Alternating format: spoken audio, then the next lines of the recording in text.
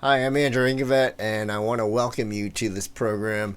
This program is going to actually activate your child's superpowers. Yes, through music, because there's so much more about music than just being fun and entertaining. There's a lot of educational life skills that are transferable to school, work, career, everything. Okay, so let me just go through some of my thoughts on our benefits of music education. We do believe that music is greater than entertainment. It's actually life skills. And some of them, I'm going to list a few here. We got focus, the ability to focus. My goodness, there's so many reports now that people are having less focus just because there's so many distractions in life, right? There's goal setting, personal responsibility, social emotional intelligence. These are all super important.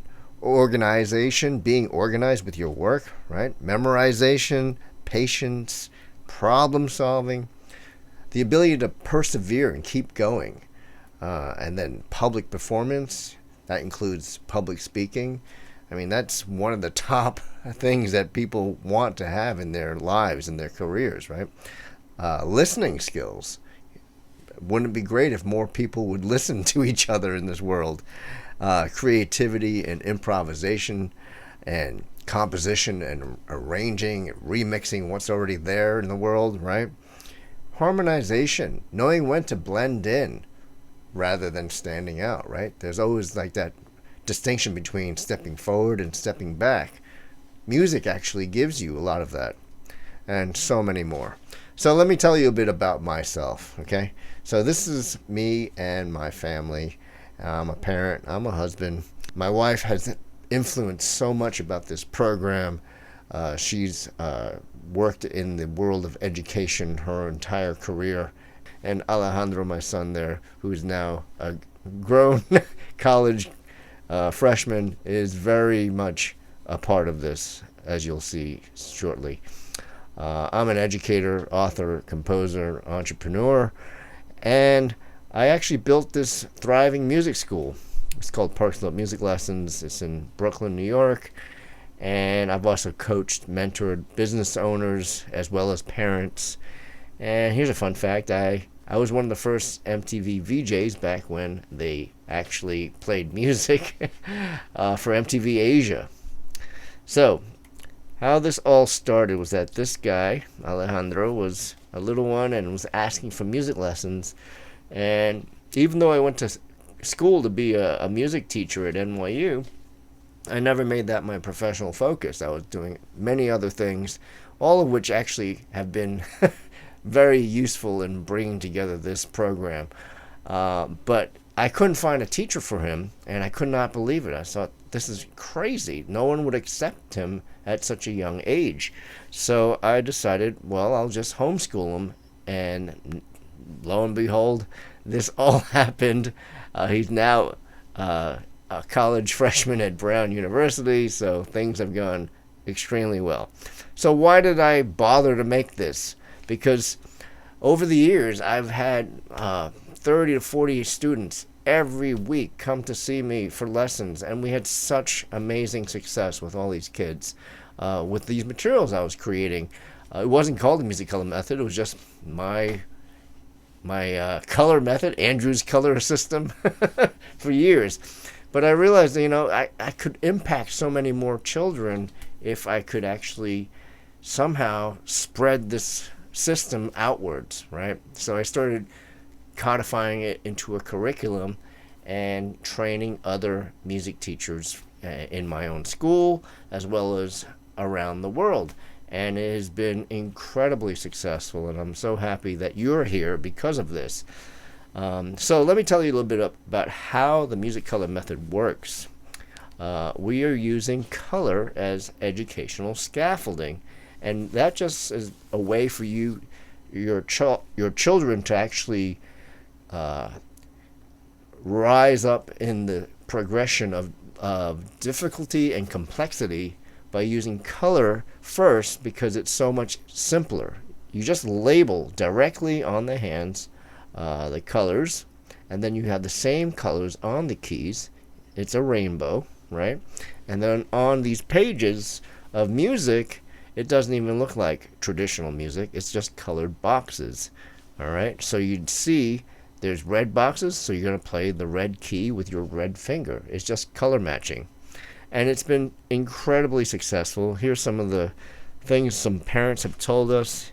It's incredible to see my 3-year-old playing. I recommend this method highly. She's the mom of a 3-year-old.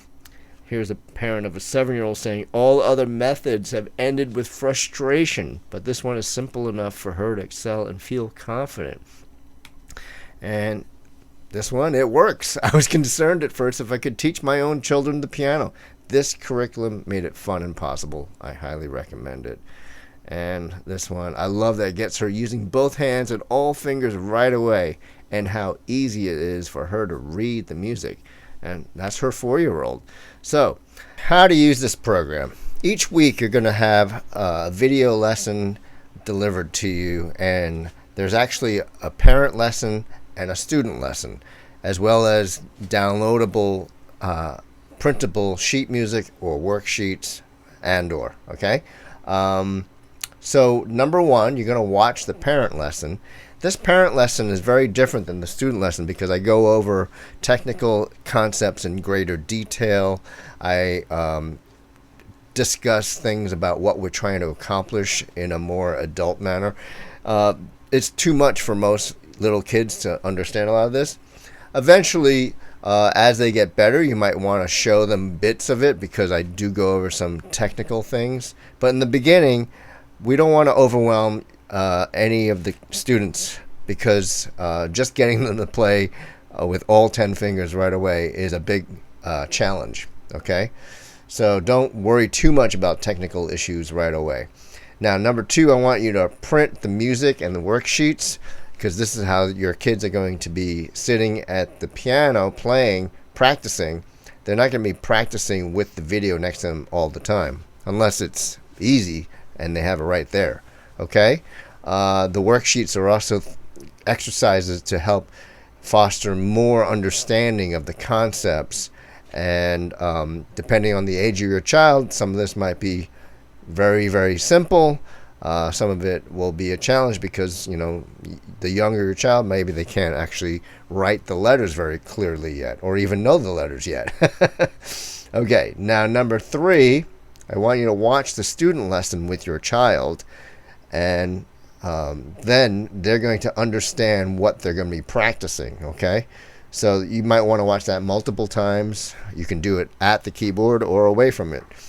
Now, number four is I want you to help your child with, you know, answer any questions they have, or if they don't get something, you can help them understand what we're trying to talk about here, concept-wise, technique-wise, etc.